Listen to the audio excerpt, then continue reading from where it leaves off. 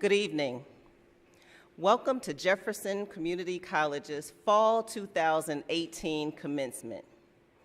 Please remain standing for the posting of the national colors by members of the 10th Mountain Division Artillery, Fort Drum.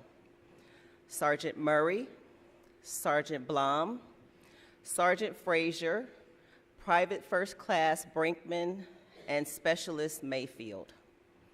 The commencement choir will then perform the national anthem, followed by the alma mater.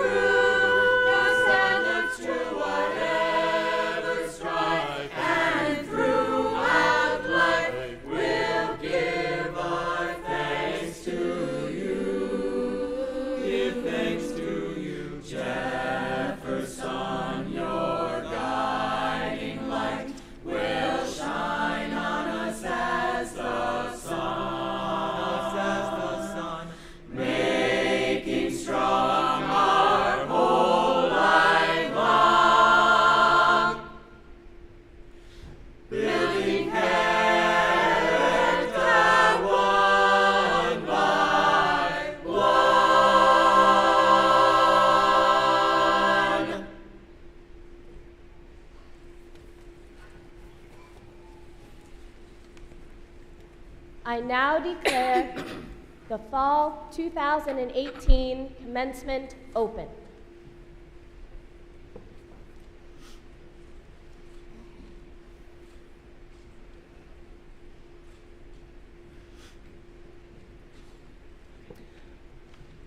Please be seated.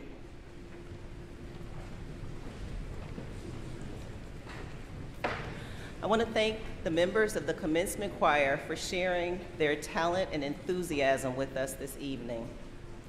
College Chaplain Sisters Juliana Raymond will offer the invocation.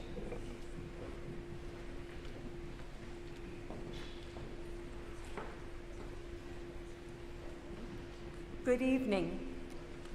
As December's darkness increases by the minute, light makes its presence known in your successful completion of a college degree. Soon to be graduates, you radiate the joy of this completing as part of your educational journey. At Jefferson Community College, you have been challenged to embrace opportunities that will enrich your life, the lives of those around you, and the lives of those you are yet to meet. Tonight, we all extend a word of gratitude to parents, children, neighbors, and friends who have accompanied you in many and various ways. Thanks. On campus and by internet, your professors and instructors rejoice in your accomplishments. Administration proudly proclaims you as a Jefferson grad. My prayer this evening is that you are first and foremost grateful, and that you express your gratitude not only in words, but by your actions as alumni. We are so proud of you. May you be guided by a God who loves you unconditionally. Amen.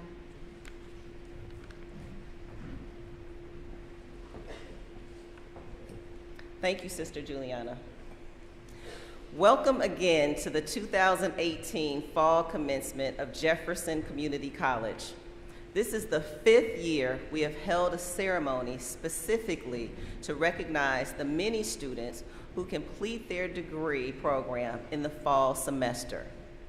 Whether enrolled full-time or part-time, or traditional aged or an adult learner, our students juggle many responsibilities and strenuous course requirements to complete their degrees.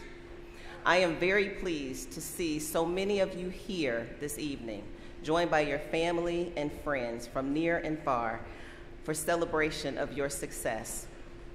On behalf of the faculty and the entire campus community, I extend congratulations to the students who are being awarded degrees and certificates this evening. We also extend a very special welcome to parents, spouses, families, and friends of our candidates for graduation.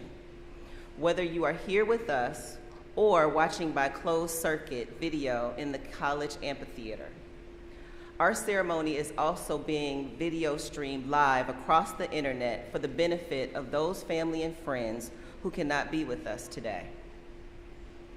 Parents, spouses, children, neighbors, and friends have played an important role in the achievement that we are honoring this evening.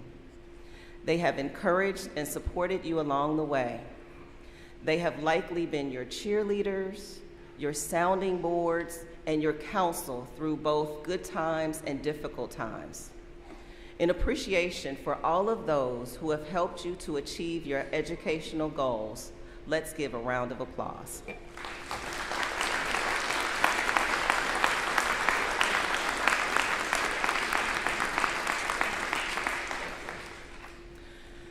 Joining us tonight to celebrate your accomplishments are the members of the stage party.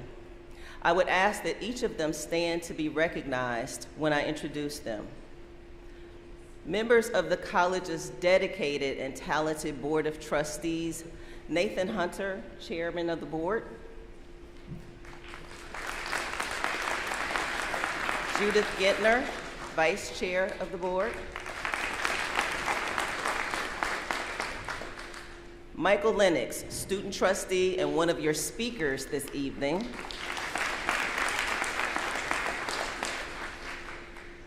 For our trustees' immediate past chair, Terry Fralett.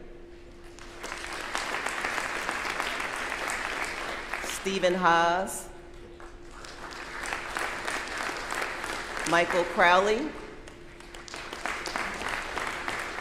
David Males.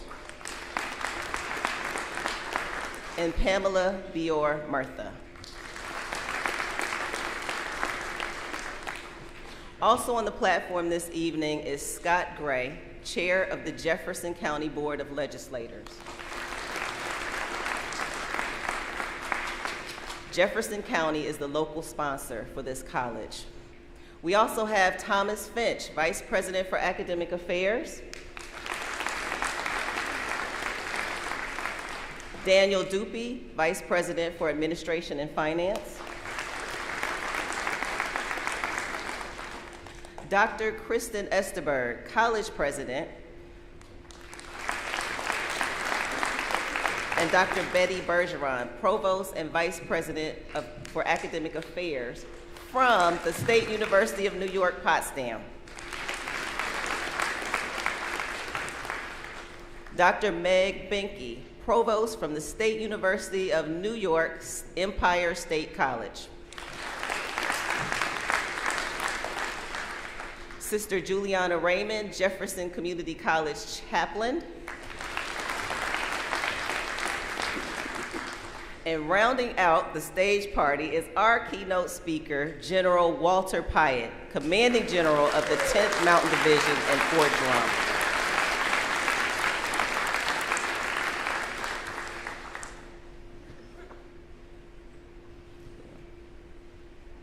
Please join me again as we express thanks to the members of the board and the distinguished members of our stage party.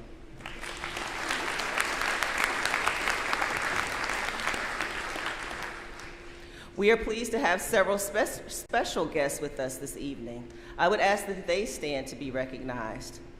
From the college's sponsor, Jefferson County legislator and Jefferson alum, Michael Montigelli, and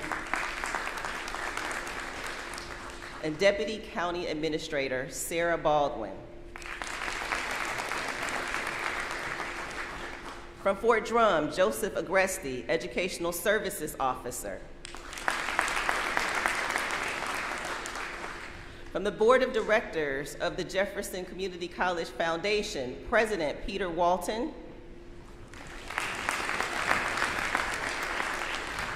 Immediate past President Teresa Quinton. And honorary member, Barbara Weber.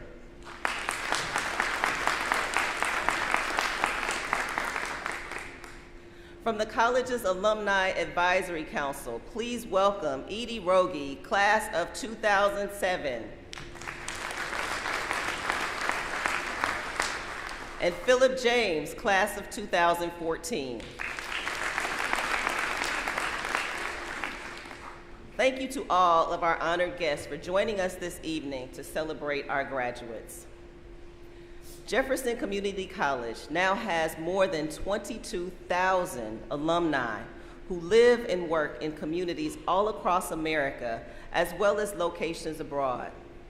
Today we celebrate the 262 students who are expected to complete their degree or certificate program this semester. I think that number is 226. Today, we are also recognizing those students who are members of the Tau Xi chapter of Phi Theta Kappa. Phi Theta Kappa is the honor society that recognizes students for their academic achievement.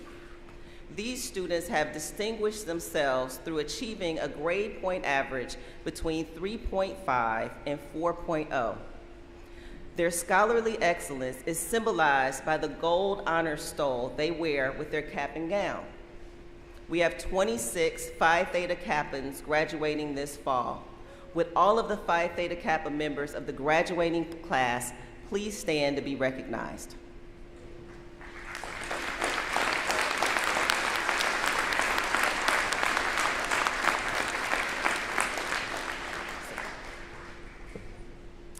At this time, I would like to recognize Honors Program participant, Kara Aguirre.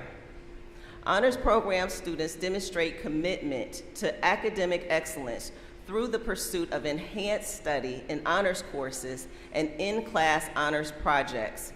Will Kara Aguirre please stand so we can recognize you for your outstanding academic achievements.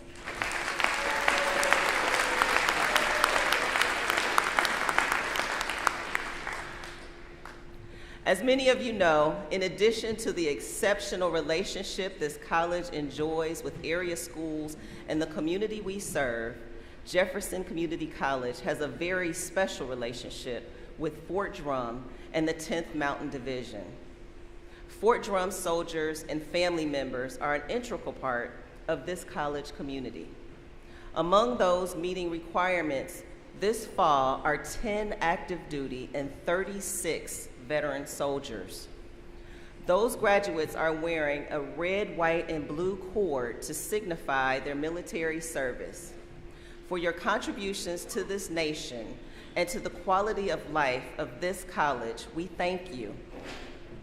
Will those students, faculty, and staff who are wearing red, white, and blue cords please stand for a round of applause?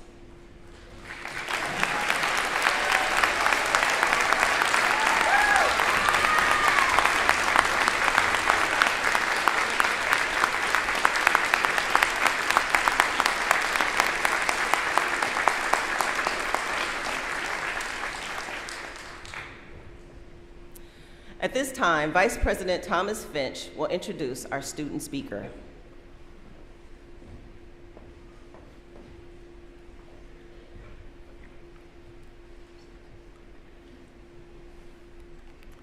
Good evening. This is a very special day for our graduates and all your friends and family. Congratulations all members of the class of 2018 fall semester. You achieved your goal of a college education. Good luck in all your future academic endeavors and your career. Each commencement, I have the distinguished honor to introduce the student speaker.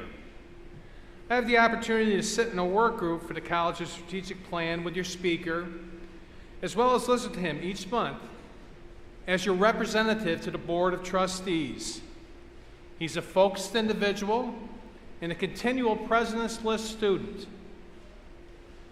He's a member of Phi Theta Kappa, and while pursuing his liberal arts degree, he's achieving a 4.0. When called upon, your speaker went to work with the Student Government Association here at Jefferson without hesitation and has participated in a number of campus events over the last year. In addition, he is a student ambassador for enrollment services, welcoming new students and families at Jefferson.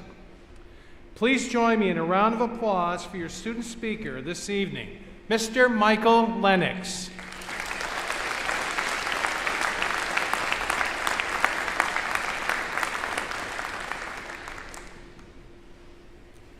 Thank you, Vice President Finch. Students, parents, friends, President Stone, General Pyatt, faculty and staff, and all distinguished guests, welcome. I feel I should begin this speech by telling you all how I ended up here tonight. I was at the Foundation Scholars reception last month when Dr. Stone approached me and asked me to speak at fall commencement. I asked her the date, time, and told her I'd check my calendar. Now I should add, my mother was right next to me as I said this. So parents, you can imagine how my mother felt when her son was asked by the most important person on campus to speak at graduation, and he told her that he would get back to her. Now, as you can see, I did agree to speak, and it is an honor to be here this evening. After confirming that I'd be here, I spent Thanksgiving break and the following few weeks racking my brain, searching for what I should say, what I could possibly tell all you students, as a student myself who's yet to graduate. Here's what I came up with. First, you've all gotten to this point based on your own will. You weren't forced to go to college, do your homework, study, and get your degree. Nobody else made this happen. You did. Now, the love, support, and encouragement of your parents should not be ignored, but tonight is not about their hard work. It's about yours. They certainly helped you along the way, and for that you owe them thanks. But this commencement is not for them. It's for you. And for those of you graduates who are also parents, kudos to you. The rest of us can only imagine how much you've had to work raising kids and earning a degree. Tonight is the result of all that hard work and commitment each of you put towards your own success, and you should feel proud to be sitting here tonight. Second, your hard work does not stop here. Many of you, like myself, are still in your late teens and early 20s. If you think making it through college is the hardest thing life will throw at you, now's the time for a reality check. There are many difficult things in your future that will require as much effort as you can possibly give in order to make them work. You will have careers, marriages, and children that will push you to limits you never foresaw. You will have to keep working.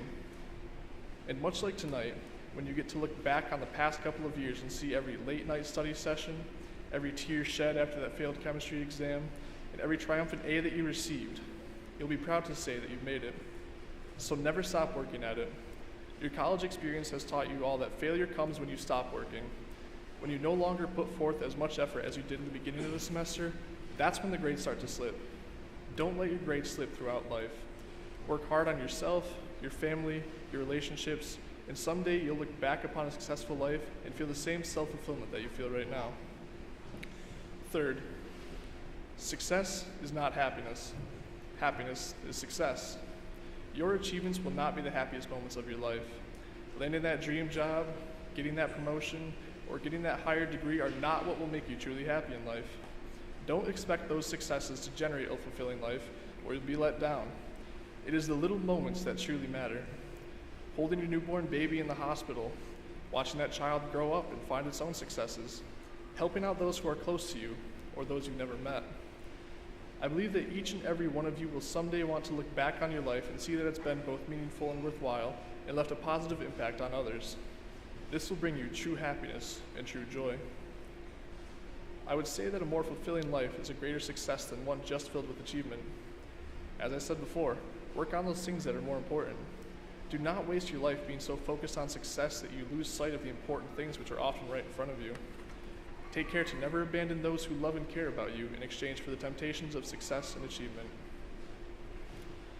Fourth, life is what you make of it.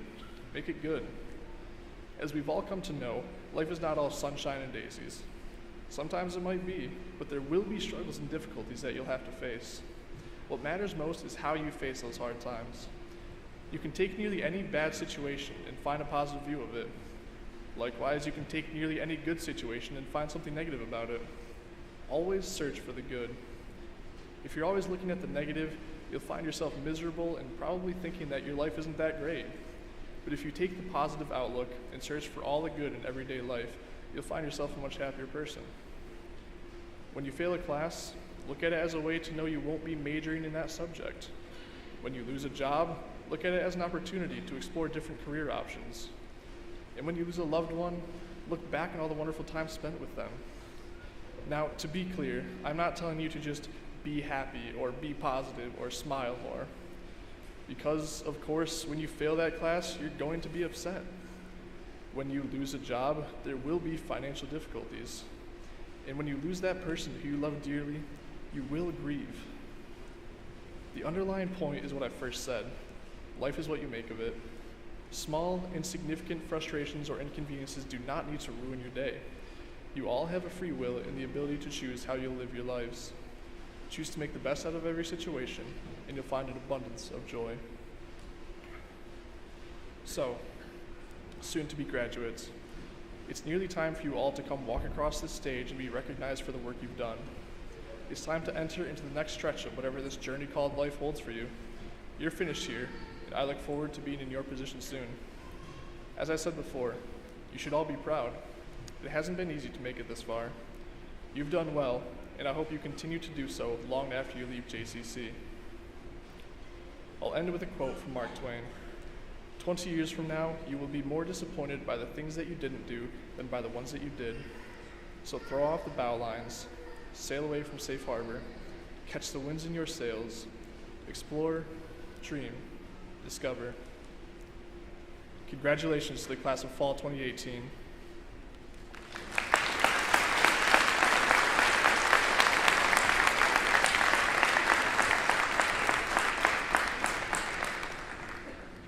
Thank you, Michael. What a wonderful representative you are for Jefferson students. At this time, I would call upon Mr. Nathan Hunter, Chair of the Jefferson Community College Board of Trustees, to introduce our keynote speaker.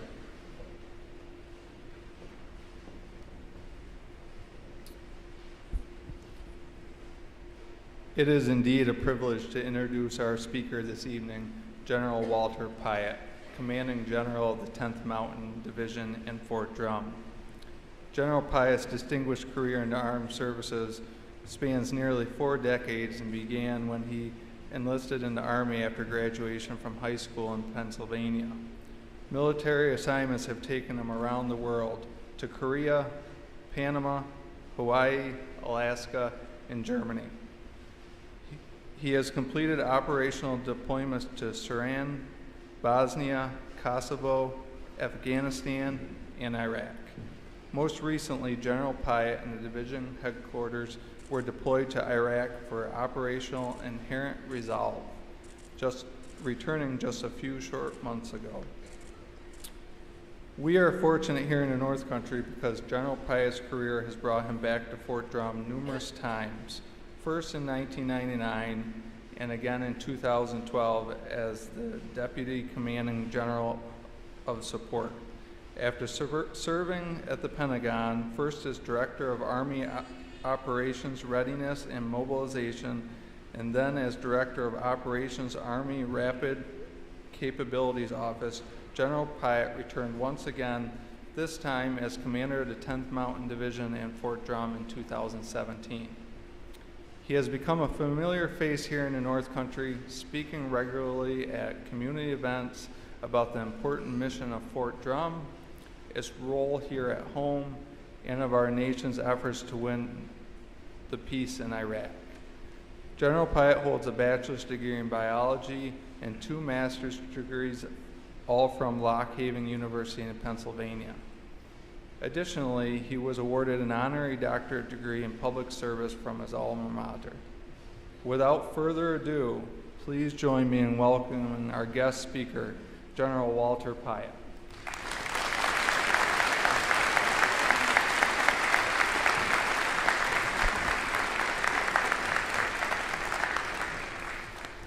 Wow, it's good to be here tonight. Normally, I'm the one that's always overdressed, but I marched in with this distinguished crowd sitting behind me. It's pretty cool. You know, because their stripes and their robes and their medals for education are a lot more important than the ones I wear on my chest.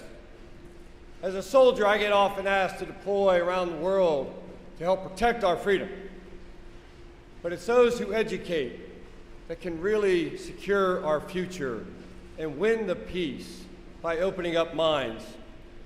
So good evening, everyone. I'll tell you, it's a real honor for me tonight. And Dr. Stone, I thank you for asking me here. She texted me. When I was in my office, I got a text from my buddy, the president, say, "Are you free on the 14th of December?" And of course I said, "Yes, ma'am. What would you like me to do?" But I can't think of a better person to lead this college, to have a brilliant woman with the sole purpose of opening up minds and passing it on and enlightening others. That's a pretty cool job. And you do it well. Thank you. But as a soldier, I know the value of education.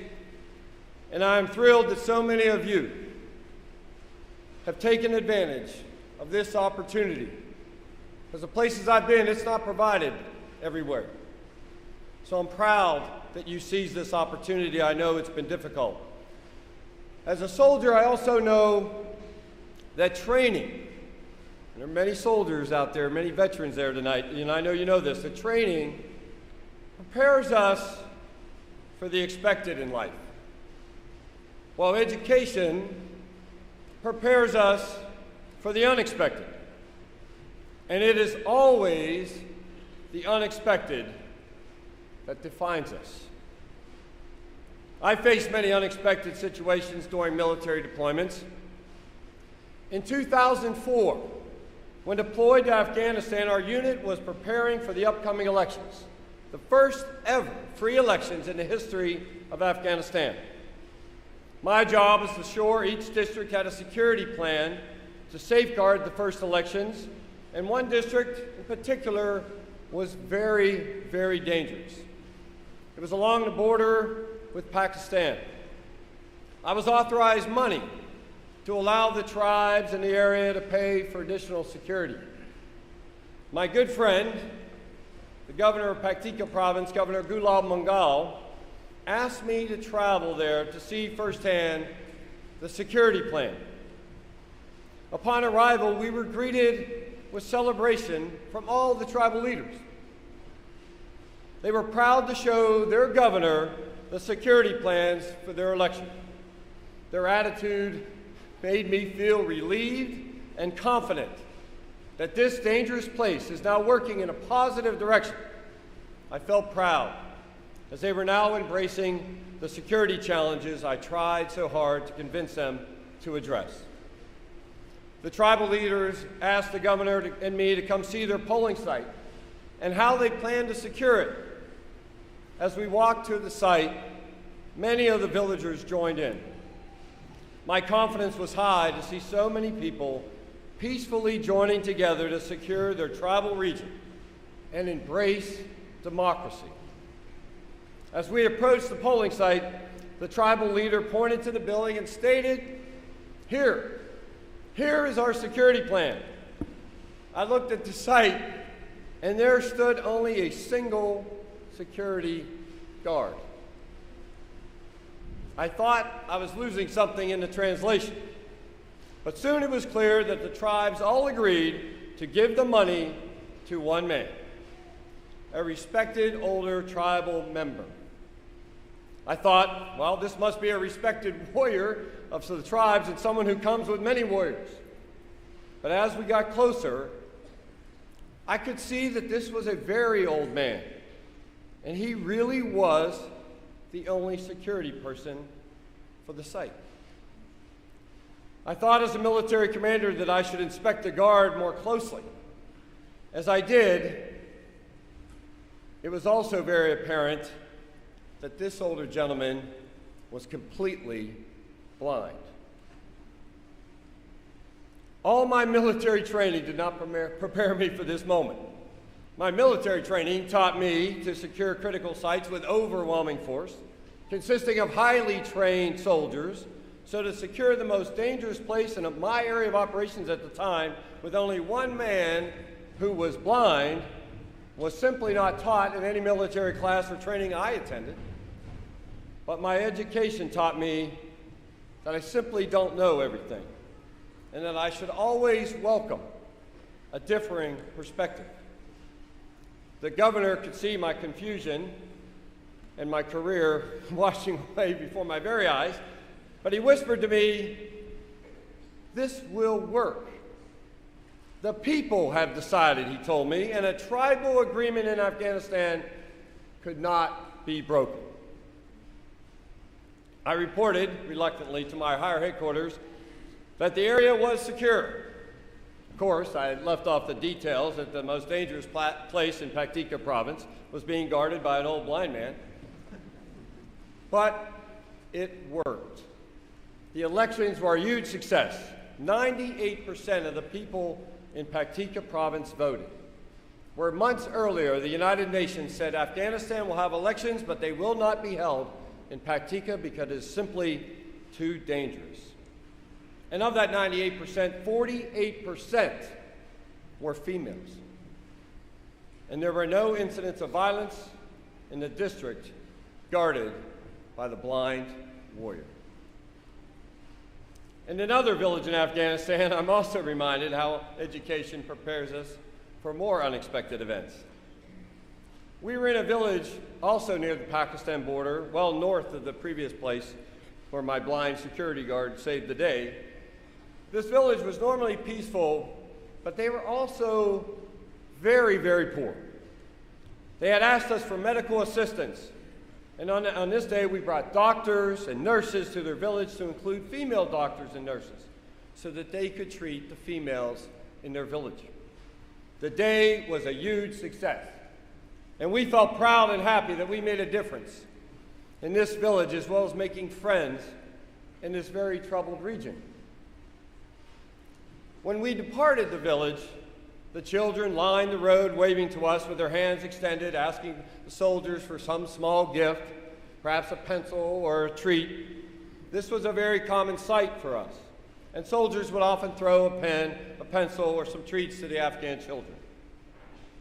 As the last vehicle departed, a small figure rushed through the crowd and threw something toward the vehicle. The gunner, up in the turret, saw the object and identified it as a grenade, which landed on top of his vehicle. He acted quickly, yelling to his crew members, "Grenade!" as he sunk down into his vehicle. Luckily, the grenade rolled onto the back of the vehicle and lodged in the equipment we tied to the back of our Humvees. The soldiers taking cover in their vehicle were protected when the grenade exploded, but as it did, the gunner again did exactly what he was trained to do. He popped back up in his turret, manned his gun, saw what appeared to be the person fleeing from the scene that threw the grenade, and behind his .50 caliber machine gun, his next action was one of the most decisive military actions I have witnessed in combat. In that moment of seeing a combatant throw a grenade onto his vehicle, taking cover to absorb the blow, and then immediately manning his weapon and citing the person responsible, he elected not to shoot.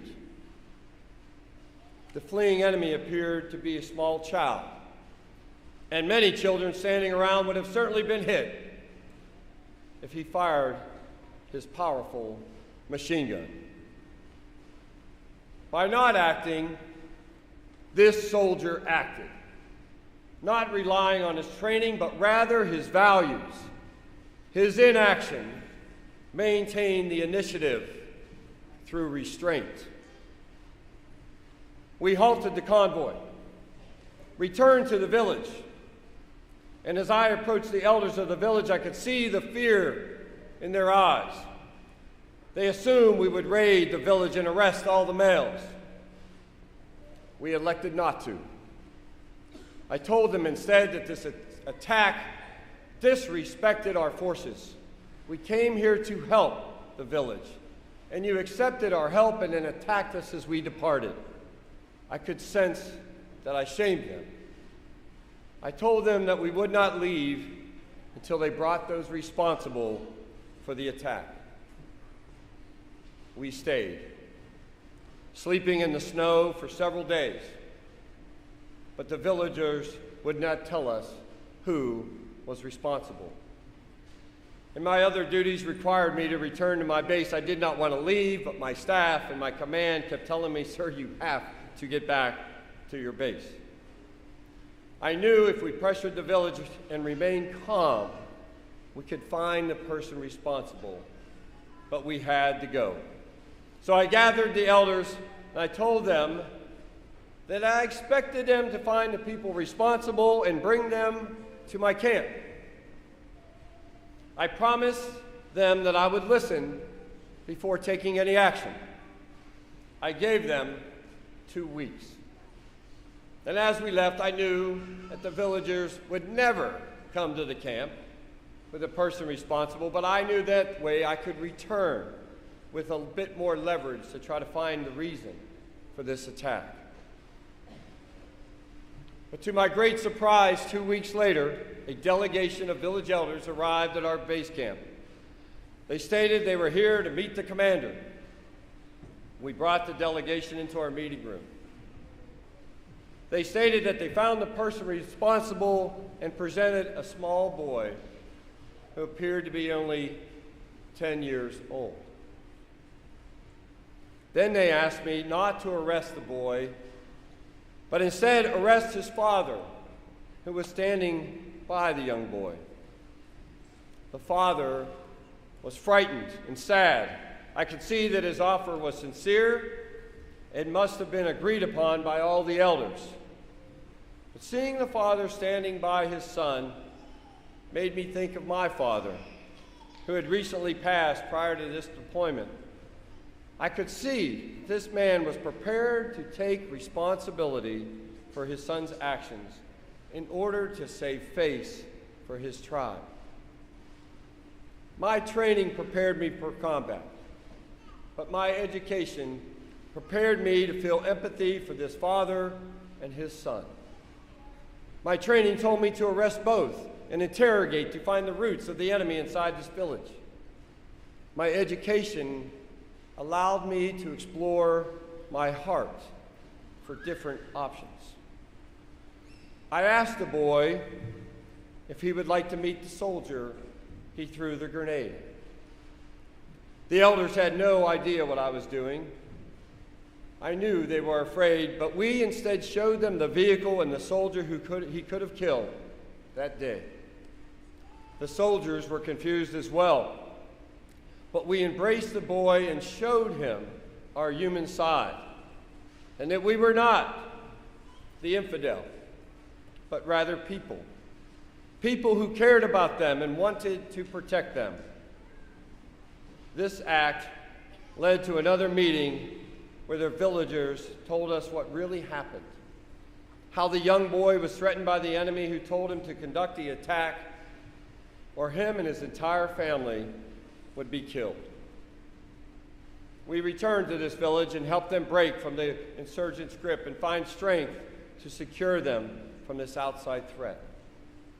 And once again, we maintained the initiative through restraint.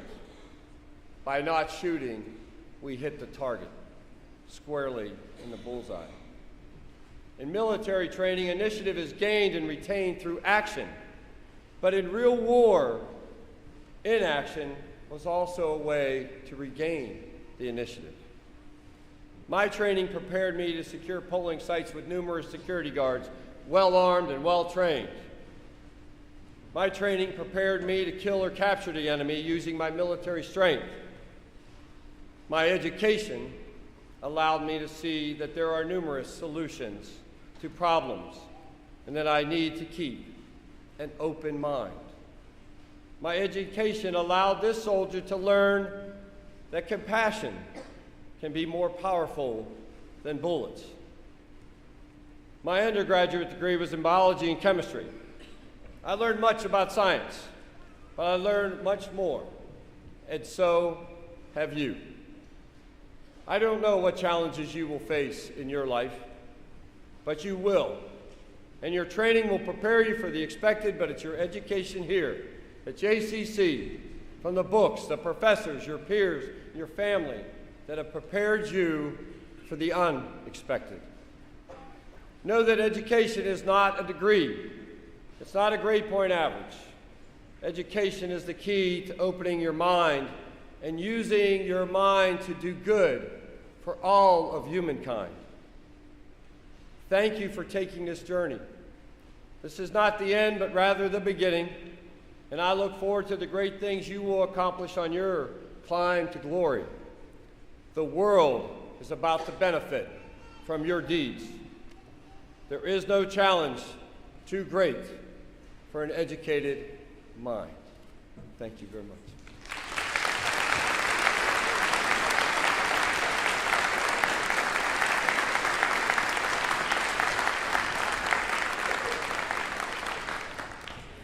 General Pyatt, thank you for making this 2018 Fall Commencement truly special.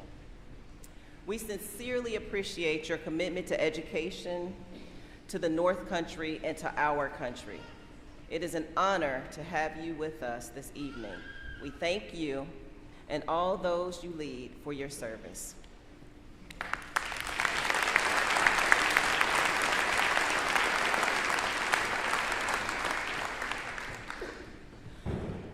We are now coming to the moment that you have all been waiting for. This evening, candidates for graduation become the newest members of the Jefferson Community College alumni. In recognition of your commencement, the Alumni Association will present you with a commemorative gift after you cross the stage. I would like to extend my own personal congratulations to all of you. It is indeed a privilege and honor to serve as this college's president and to work with students, faculty, and staff to help you achieve your goals. We sincerely hope that the ceremony today doesn't mark the end of your relationship with Jefferson, but that you will continue to feel like a member of this college community. The college awards 3 types of degrees to those who have successfully completed 2-year programs of study: Associate in Applied Science, Associate in Science, and Associate in Arts. Certificates are awarded to those who have successfully completed 1-year programs. Chair Hunter, will you please join me at the podium?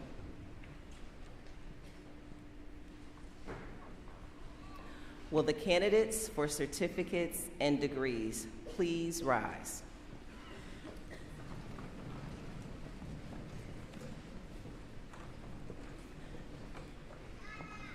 Chair Hunter, these members of the fall class of 2018 are identified as candidates for commencement and are recommended to the Board of Trustees for the appropriate certificates and degrees.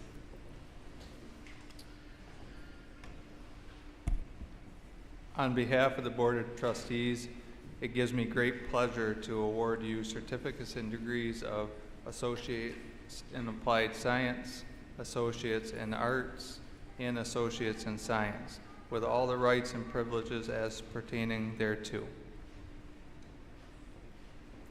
Will Associate Vice President Geraldine Fairman please escort the candidates from the Liberal Arts Division to the stage? Please hold your applause until all candidates have received their credentials.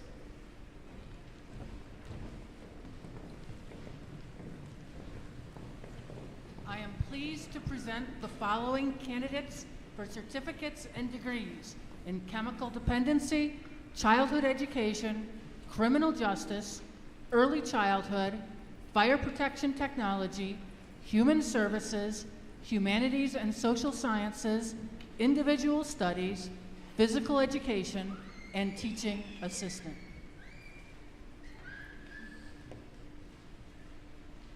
Nicole Ray Watson, fire protection technology.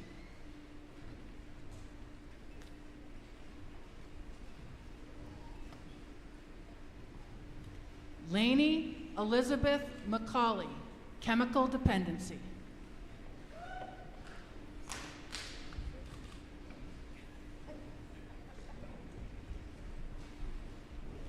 Rebecca Lynn Lovely, early childhood.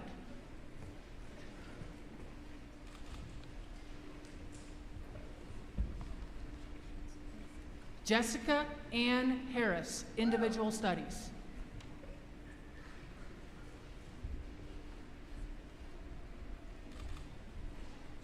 Skylar M. Morris, individual studies.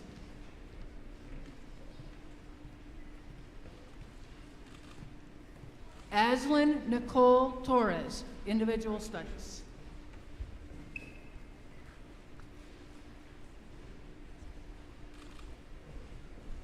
Jessica Marie Woodruff, individual studies. Joni Marie Cullen, childhood education.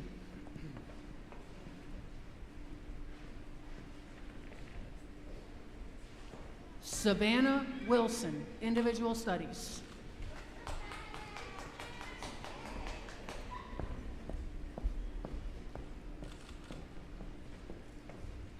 Deanna Marie Sophia, individual studies.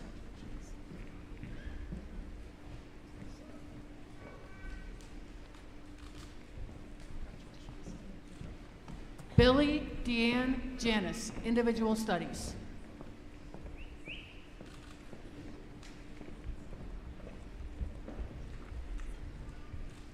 John Edward Shoemaker III, fire protection technology.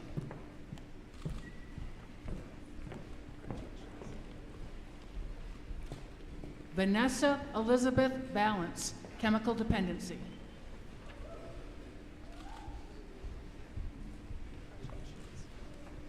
Kaylin Marie Kowalski, chemical dependency and human services.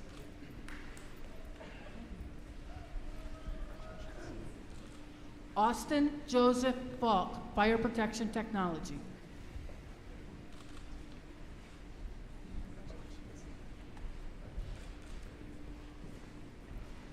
Kyle Fuller, Humanities and Social Sciences.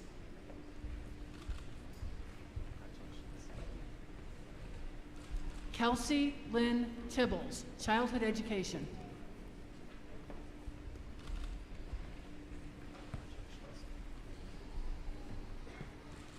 Sarah Rain Farney, Humanities and Social Sciences.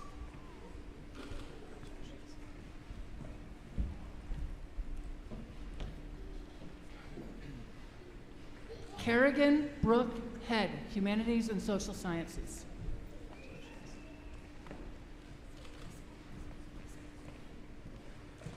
Catherine E. Olmsted, Humanities and Social Sciences.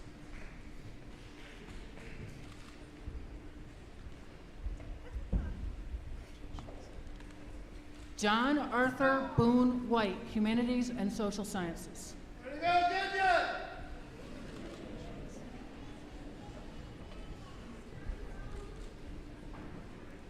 Jamie Lynn Boone Braden, Humanities and Social Sciences, Creative Writing. Good job, baby!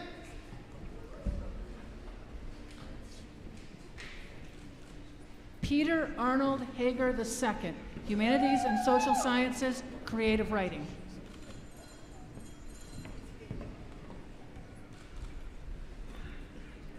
Brianna Gabrielle Ball, Humanities and Social Sciences, Psychology.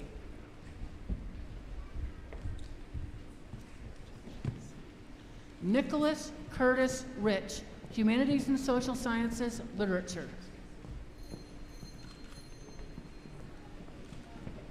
Becky Lynn Cronk, Humanities and Social Sciences, Creative Writing.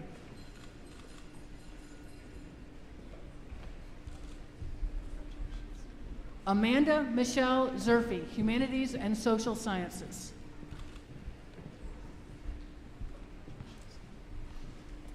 Allison Ray Tarwater, Humanities and Social Sciences.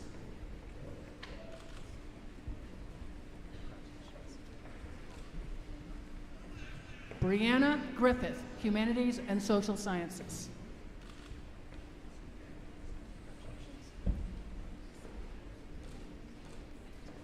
Sarah Jessica Alisi, Humanities and Social Sciences.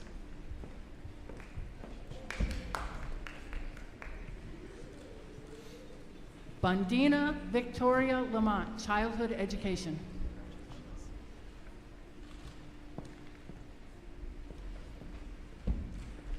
Courtney Jane Crow, Childhood Education.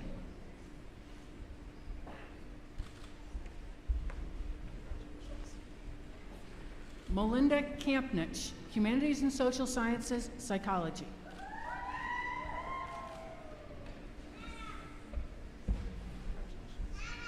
Noah Floyd Harold Chapman, Individual Studies.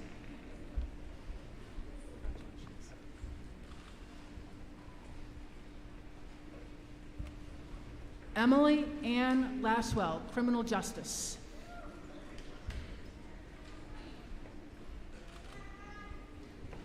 Jeffrey Shaw Martin, Criminal Justice.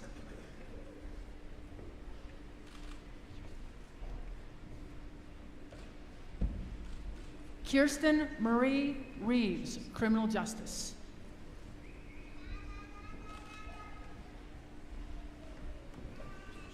Janetta Brown, Early Childhood.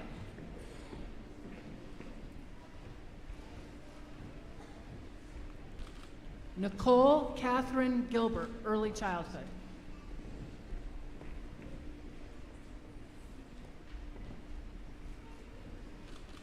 Angel Melanie Castellanos Day, Human Services. Callie Anna Cobb, Early Childhood.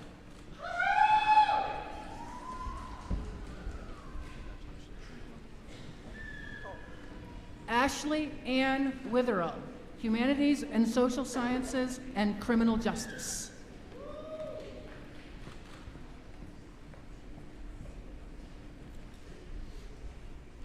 Mackenzie McCleary, Criminal Justice. Way to go, McCleary!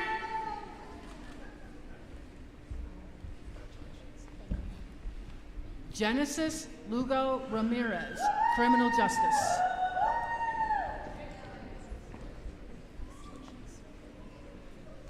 Mary E. Reap, Individual Studies.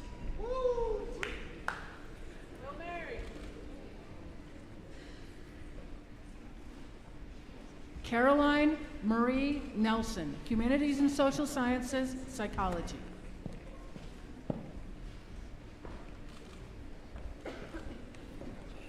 Monica Ann Hosley, Humanities and Social Sciences, Psychology.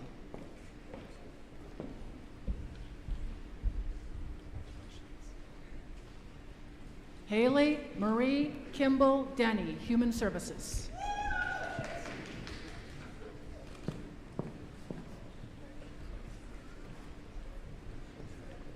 Danielle Ann Brancatella, Individual Studies.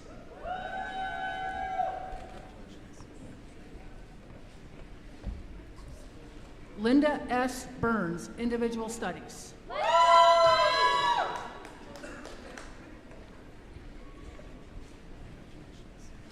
Deanna Ray Decker, Individual Studies.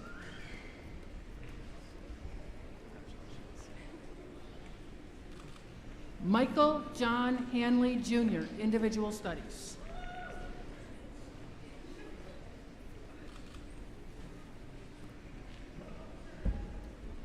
Paula Claire Lugo, Individual Studies.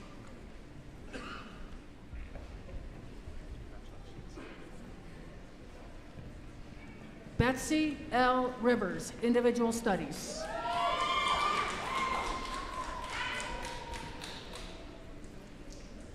Cole D. Lage, Physical Education.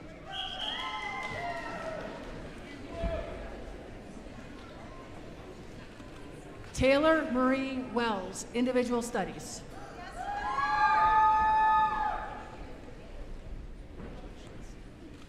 Commodore N. McGee, Individual Studies.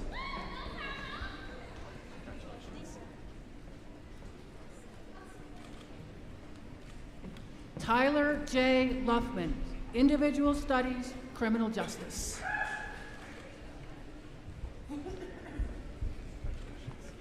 Ty Bofana, Individual Studies.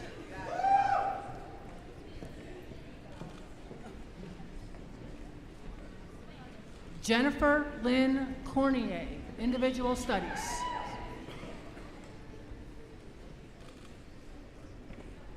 Edward T. Montgomery, Human Services.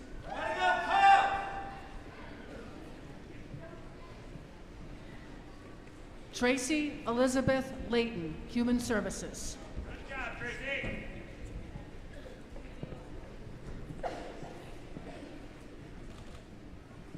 Amanda Sclafani, Individual Studies.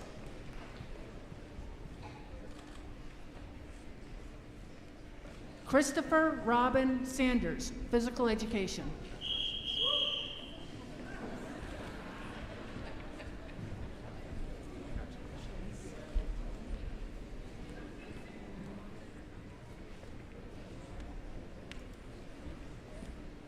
Natalie Valence, Humanities and Social Sciences.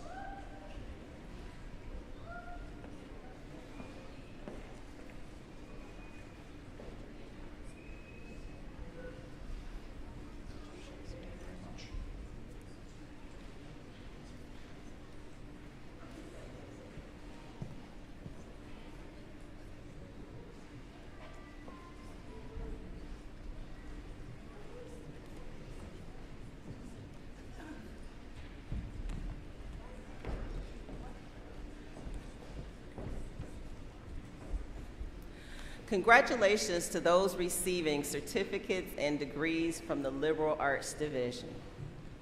Will Associate Vice President Linda Dietrich please escort the candidates from the Mathematics, Science, Technology, and Health Division to the stage. Again, please hold your applause until all the candidates have received their credentials.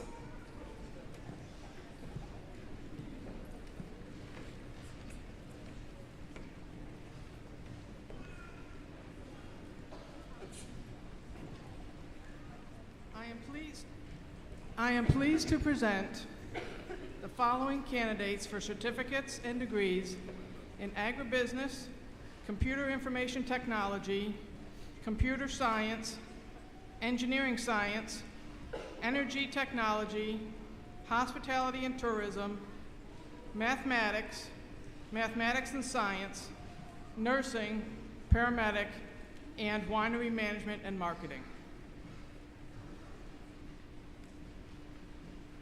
Ronald Phillips Jr., computer information technology.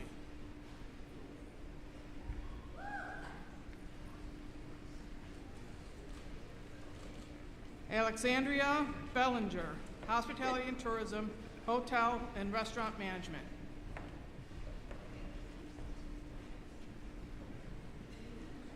Priscilla Micaiah Achampong, nursing.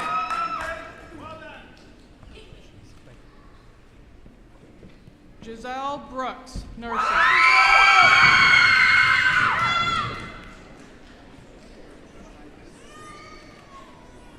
Brittany Taylor Campbell, nursing.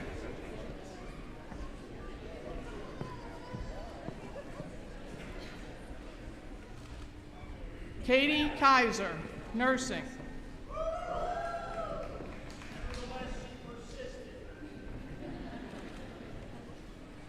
Hannah Guyette, nursing.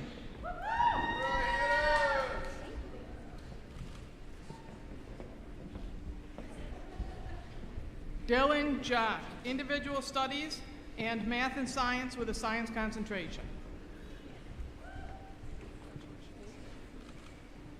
Natalie Dick, nursing.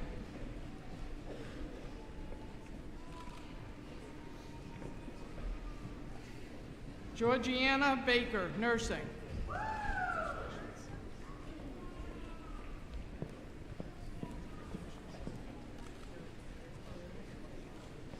Kara Aguirre, hospitality and tourism, winery management and marketing. Sheila Runkles, hospitality and tourism, culinary arts.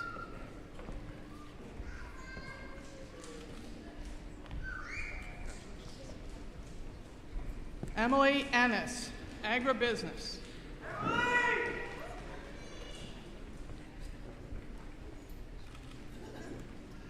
Jonicia Davis, nursing.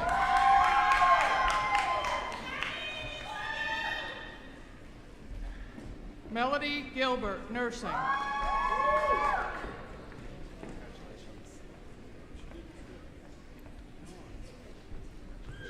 Colette Herrera, nursing.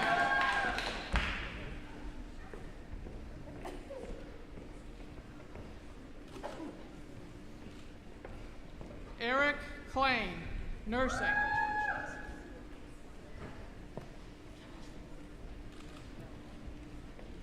Ruth Ramirez, nursing.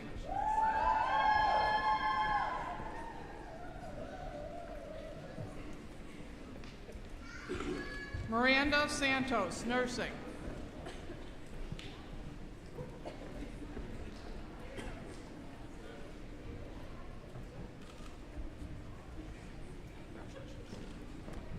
Katharina Kobylansky, mathematics and science with a concentration in allied health.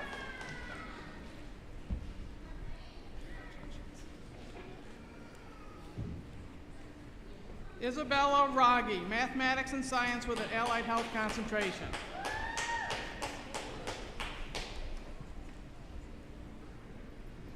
Shaylee Collins, mathematics and science with a science concentration.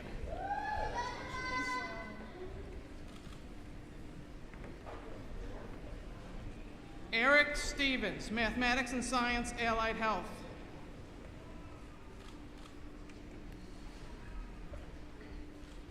Nathaniel Green, mathematics and science, allied health.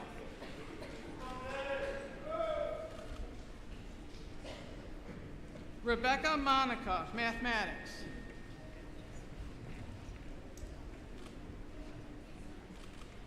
Sharon McLaughlin, nursing.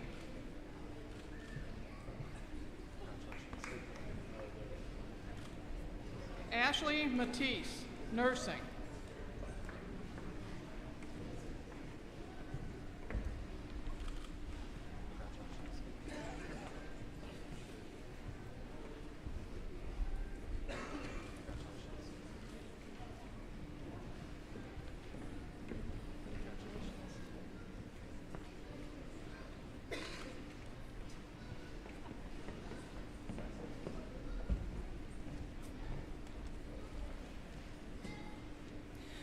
Congratulations to those receiving certificates and degrees from the Mathematics, Science, Technology, and Health Division.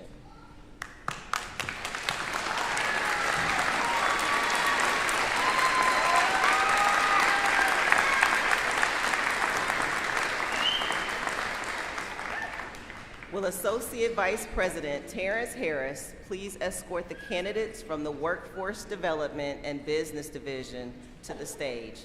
Again, please hold your applause until all the candidates have received their credentials.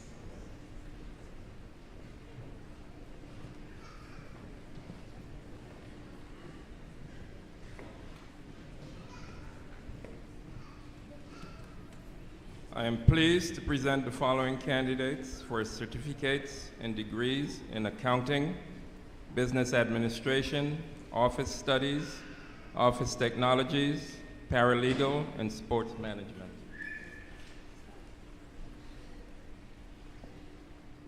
Amber L. Roscoe, office technologies, medical AAS.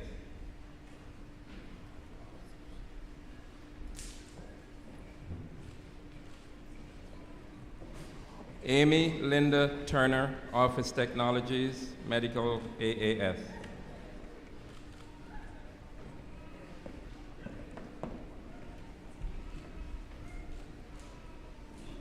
Carla M.G. Souls, Paralegal AAS.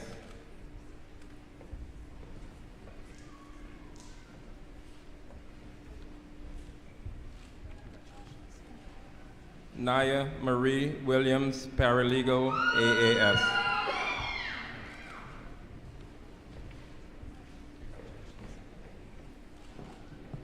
Daniel Robert Boone, Business Administration, AAS. Sorry.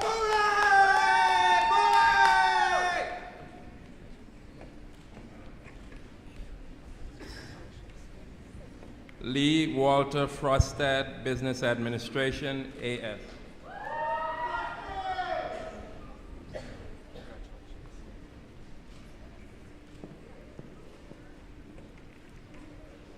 Caitlin Elizabeth Hoopert, Business Administration, AS.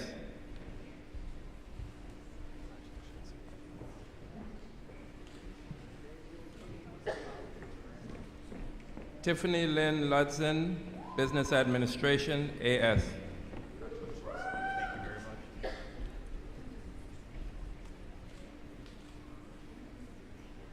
Megan Lehoulier, Business Administration, AS.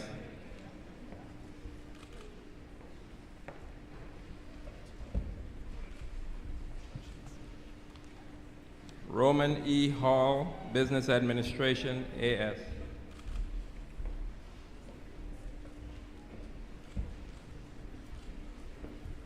Olivia Madison Hall, Business Administration, AS.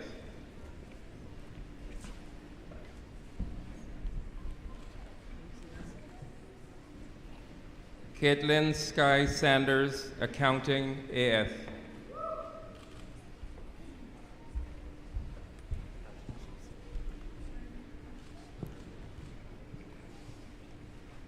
Catherine Lynn Swearingen, Business Administration, AAS.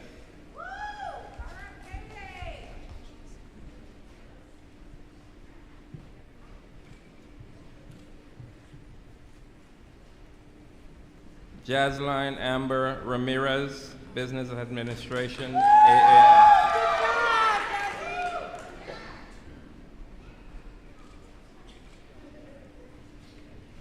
Mallory May Harder, Business Administration, AAS.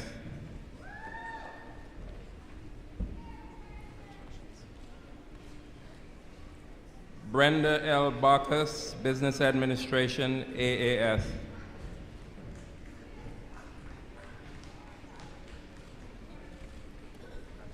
Marissa R. Martino, Business Administration, AS.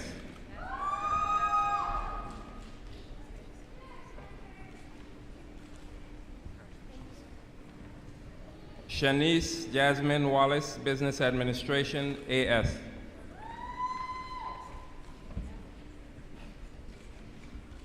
Jennifer Grace Shattuck, Business Administration, AS.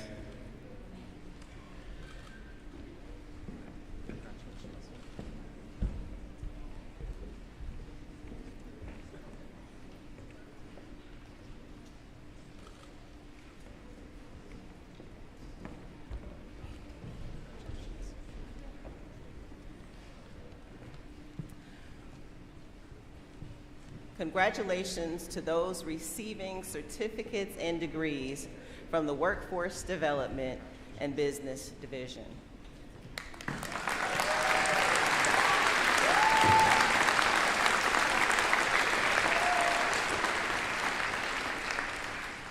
Sincere congratulations to each of you. You have now become the newest Jefferson Community College alumni. The college takes great pride in our alumni, and we look forward to sharing in your future achievements. Tonight, we also recognize the success of 2 students who have completed their bachelor's degrees with SUNY Empire State College, and 8 students who have completed bachelor's and master's degrees with SUNY Potsdam. All of these students have completed their degrees through their institution's partnership with the Jefferson Higher Education Center. Many, if not most of the students who complete bachelor's degrees and master's degrees through the Higher Education Center have also previously graduated from Jefferson Community College. I am pleased to welcome Dr. Meg Benke, Provost of SUNY Empire State College, who will present the bachelor's degrees from SUNY Empire State College.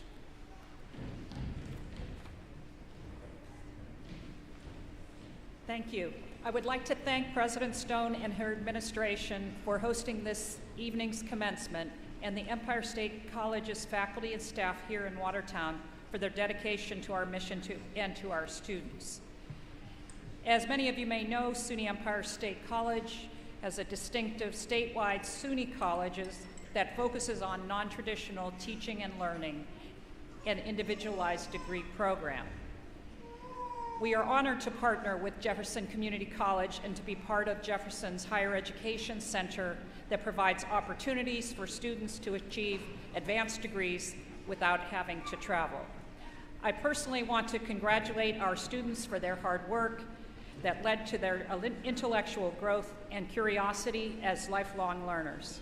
Our 2 graduates are also alumni of Jefferson Community College, where their higher education journey began. They will also now join a family of over 84,000 Empire State College alumni from around the world. And they, like many of you here tonight, are also joining the entire global SUNY family as one of over 3 million alumni. On behalf of Empire State College, it has been a privilege to help you along your educational journey. Will Associate Vice President Terrence Harris please escort the candidates from SUNY Empire State College to the stage.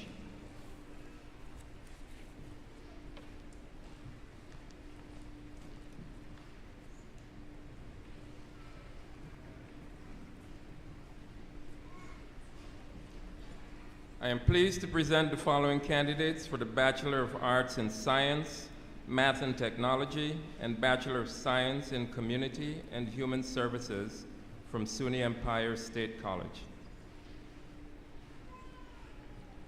Irina Farrell, Bachelor of Arts in Science, Math and Technology.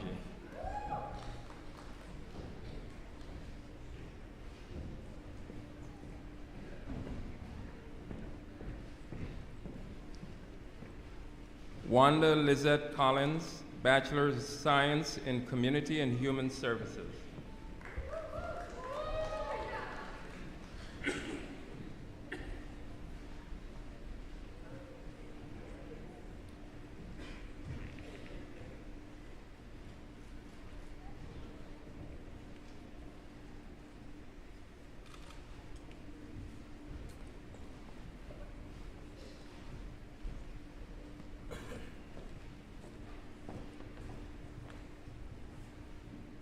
Congratulations to those receiving bachelor's degrees from SUNY Empire State College.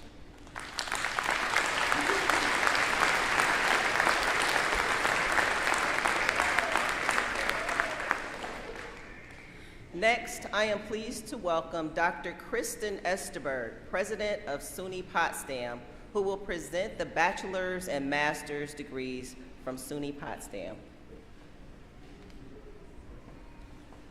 Thank you, members of the stage party, and welcome, graduates and guests. It is my pleasure to represent SUNY Potsdam for today's commencement ceremony.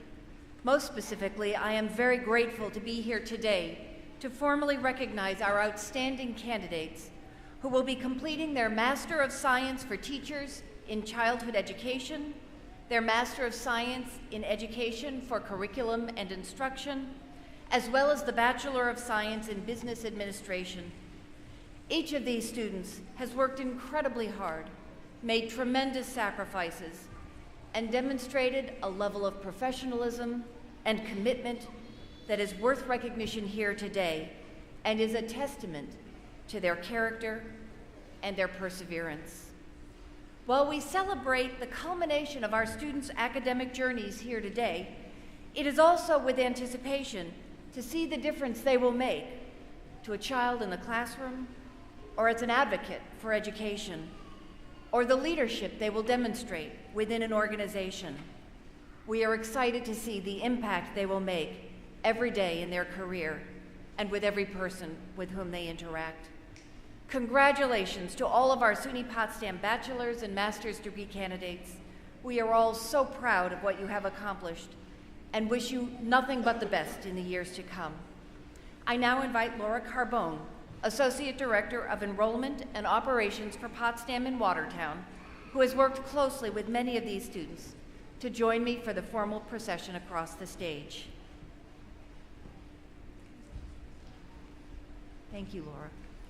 Will Jefferson Associate Vice President for Workforce Development and Business please escort the candidates from SUNY Potsdam to the stage?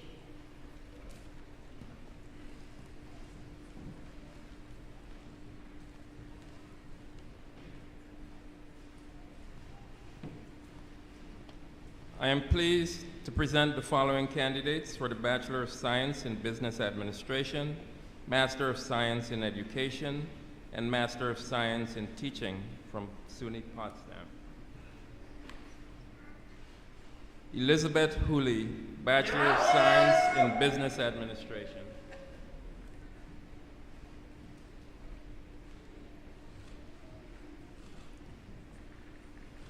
April D. Wilson, Masters of Science in Teaching, Childhood Education.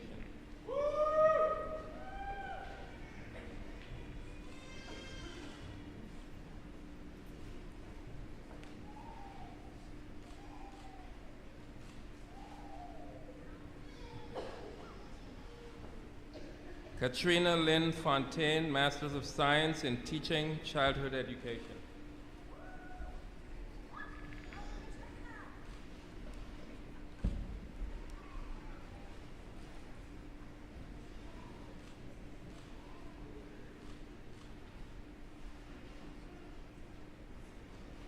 Catherine A. Beagle, Masters of Science in Education, Literacy Specialist.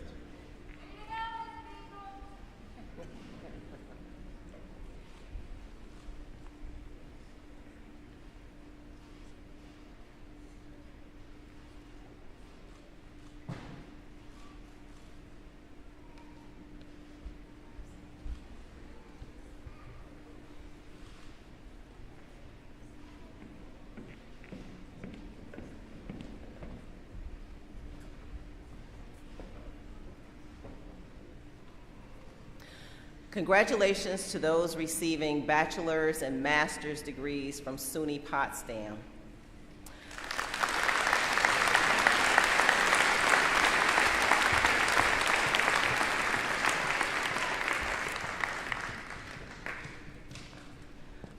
I'd like all of our graduates to stand again.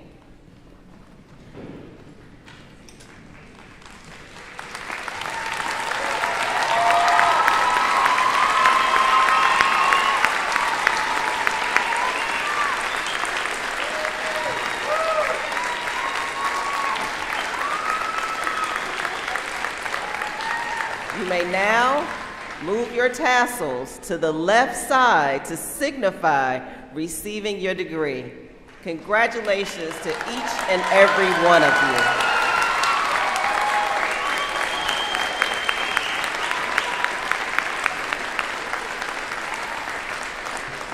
You may be seated.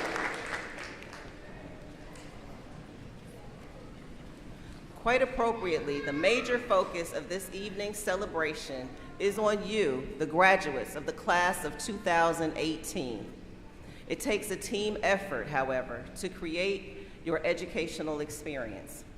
And working in partnership with you, both within the classroom and in scores of extracurricular programs and activities, were this college's faculty and staff. For the learning and respect for education nurtured within each classroom, for the support activities delivered so professionally by staff members across this campus, and for the well-maintained facilities and beautiful grounds, all of us are truly indebted. Will each of you join me at this time in extending a most deserved round of applause to this college's outstanding group of educators?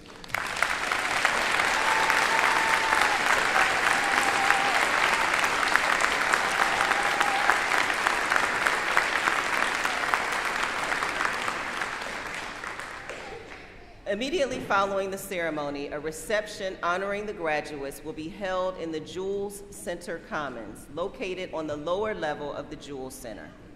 I hope parents, families, and friends of the graduates will visit the reception to meet the faculty and staff who have worked closest with this year's graduating class. Now, please stand for the benediction from Chaplain Raymond.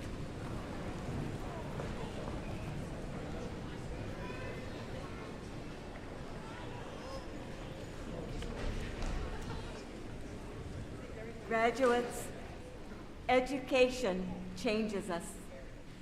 As we listen to your chosen fields of study and watched you receive well-earned recognition, we are assured that you'll take your many gifts into the marketplace, both near and far away, into your sensitivity to the needs of those whose path you'll cross, and into roles of leadership wherever life takes you. Jefferson Community College is a community, and I urge you to always keep learning. May God bless you today and all of your tomorrows. Amen. Please remain standing as the national colors are retired by the members of the 10th Mountain Division Artillery. Following the color guard, guests are requested to remain standing until the academic procession has retired. Once again, congratulations, class of 2018, and good evening.